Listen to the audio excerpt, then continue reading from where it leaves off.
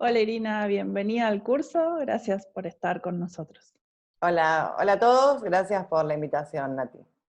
Bueno, nosotros leímos, está en nuestra bibliografía, tu nota reciente, le robaron su Gmail, reclamó por el acceso a sus archivos y sentó un precedente local.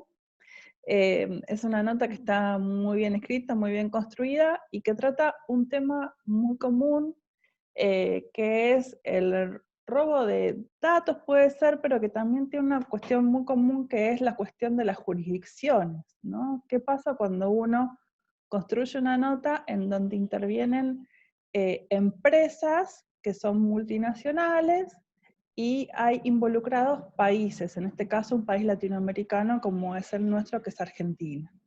Lo primero que te quería preguntar, dentro de lo que nos puedas decir, porque me imagino que hay restricciones como periodista, es cómo llegaste a la historia y a partir de ahí cómo la fuiste construyendo, algo más del oficio.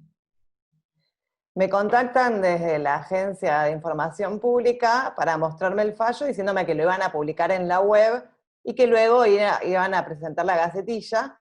Esto fue la semana pasada, un viernes a la tarde, o sea que venía el fin de semana, y me tomé ese tiempo para chequear la información y buscar fuentes que no estaban disponibles, porque tanto la víctima como el abogado de la víctima no estaban disponibles sus datos. Me costó un poco dar con ellos. Finalmente los logro contactar porque si no, no podía contrastar. Y esto me parece interesante de la nota. Menos mal que contrasté, porque una cosa es el fallo, que dice una cosa, pero la historia era otra. Y me voy dando cuenta finalmente cuando recibo las respuestas de la víctima y del abogado. Para los alumnos vamos a hacer una interrupción, vamos a decir que esto es la segunda semana de mayo de 2020, ahí te enterás vos de esta historia. Así es. Me resultó llamativo que la víctima, ya que era una victoria, el fallo es la primera vez que la Agencia de Información Pública multa y sanciona a Google por no dejarle acceder a su correo. Pero ella tenía un poco de temor para salir y me pidió leer la nota antes, cosa que no se puede hacer de ninguna manera, pero sí le ofrecí mandarle sus testimonios para que se quedara tranquila, porque estaba temerosa porque había sido hackeada. En síntesis, lo que empecé a entender cuando finalmente Google accedió a dar un testimonio, que era lo más difícil, porque como vos decís, es una empresa internacional que para dar un testimonio necesité 3, 4 días de espera. Y cuando finalmente me dan el testimonio, entiendo la historia completa, que es la que yo no sabía. La historia es que esta chica le hackearon la cuenta, intenta acceder, no puede, va personalmente a Google, lo cual ya es llamativo, porque a nosotros no se nos ocurriría, llama por teléfono, el portero de Google, que es un edificio en Puerto Madero, le dice que tiene que llamar a Estados Unidos. Llama, cuenta que la atienden contestadores, lo cual a uno también le parece lógico, y la atiende una persona y le dice que tiene que seguir el carril de recupero de cuenta de Google. En síntesis, a la semana contacto a un abogado y el abogado va a hacer 2 denuncias, defensa del consumidor y agencia de información pública, que le da curso y la toma en cuenta, que esto me parece que es lo importante.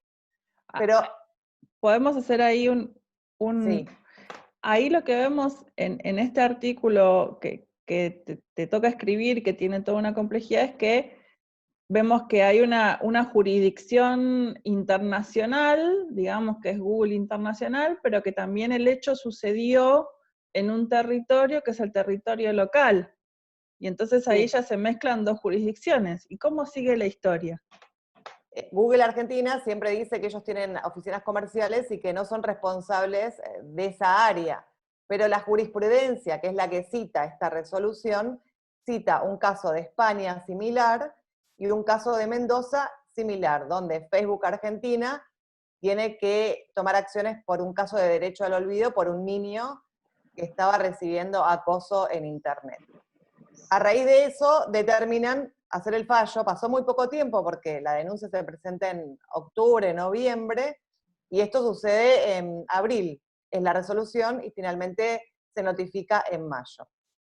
Pero paralelamente, mientras empiezan las cartas documentos, los intercambios tienen que ver con la jurisdicción.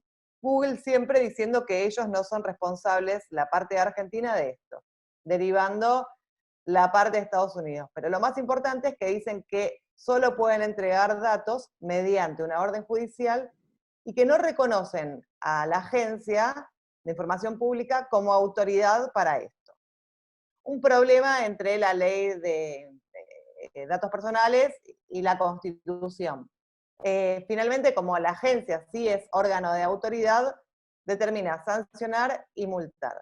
En el medio pasó otra cosa, que es que la demandante logra acceder a la cuenta y quiere dar marcha atrás el juicio, la acción. Claro. Es decir, ella pudo acceder a la cuenta no por la resolución del órgano público.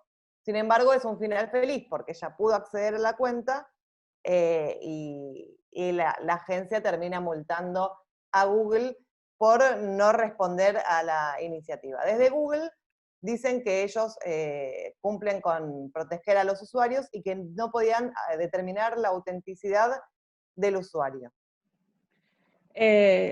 Claramente como periodista es un desafío, pero además como periodista es un caso extraño porque acá hubo un fallo a favor de una usuaria y esto es algo un poco como vos decís también en la nota y como se dice, sin precedentes. En general estos casos o tardan mucho tiempo o no tienen este tipo de resultados.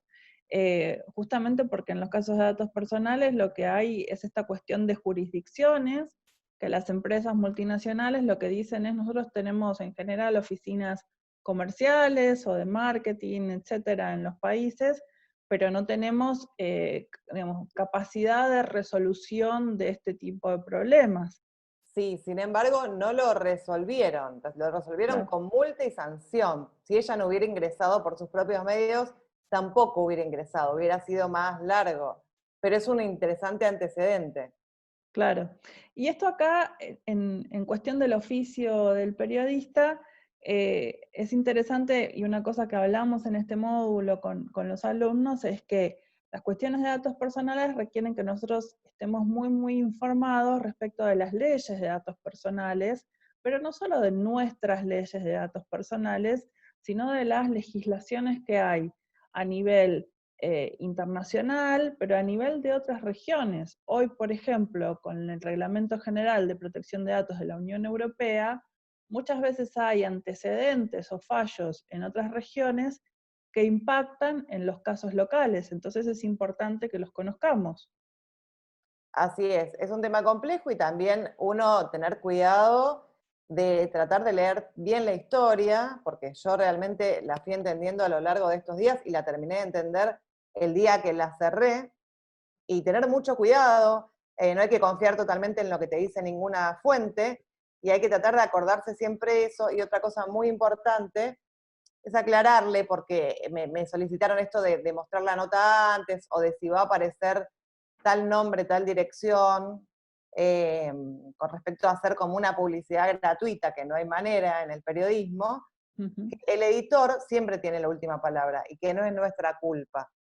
Y finalmente, en esta nota, el abogado se terminó ofendiendo conmigo por una de estas razones, que no son responsabilidad del periodista, pero como aprendizaje, cuando hablo quizás tengo que aclarar siempre, a partir de ahora, que el editor tiene la última palabra. Sí, eso es algo también importante y muy común, y siempre tener registrados como profesionales todos los pasos que uno dio, tenerlos registrados por escrito, sobre todo en estos casos que involucran acciones legales, que involucran fallos, que involucran comunicaciones con distintas partes, que suelen ser muchas veces los casos donde hay involucrados datos personales y tecnología, seguridad y tecnología, que es otra de las partes que vamos a ver en otro módulo, pero son muy comunes estos casos en donde, como hay un conflicto entre las partes, después puede haber reclamos una vez publicada la historia. Sí, así es. Bueno, Y también cuando se habla de hackeo, otro consejo es, uno tiene que tener actualizadas todas las claves, porque siempre te puede llegar una represalia de algún lado. ujú. Sí, en ese sentido vos tenés un trabajo que además reconocemos que es muy valiente, pero bueno, uno no necesita jactarse de valiente, sino que necesita protegerse. La valentía puede estar muy bien, pero lo que necesitamos en nuestro trabajo de todos los días es haber tomado las medidas necesarias, y bueno, la valentía puede quedar para otro momento, pero lo importante es hacer el trabajo metódicamente. Así es, Nati, exactamente. Bueno, Irina, muchas gracias, felicitaciones por tu trabajo, y bueno, gracias por compartir tu experiencia con nosotros. Bueno, muchas gracias y éxitos en el curso. Chau. Gracias.